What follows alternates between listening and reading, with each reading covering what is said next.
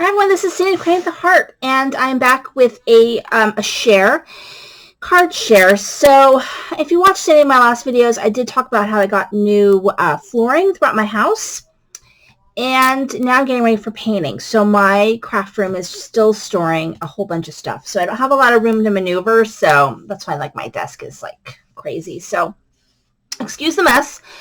I made these cards for the monthly challenge over at CC Designs on their Facebook page, and the theme was rainbow.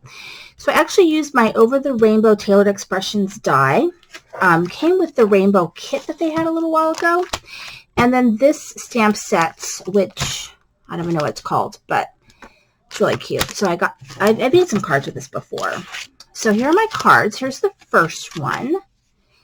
And I used a little unicorn girl. I colored her up kind of in rainbow colors.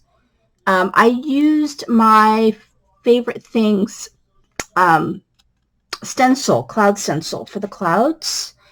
And then I just used some of my favorite reflections enamel. I think they're sort of like enamel. I don't know if they're enamel, but there's little puffy hearts that I got from Michaels. I've had them forever. And so that's that card, colored up with Copics.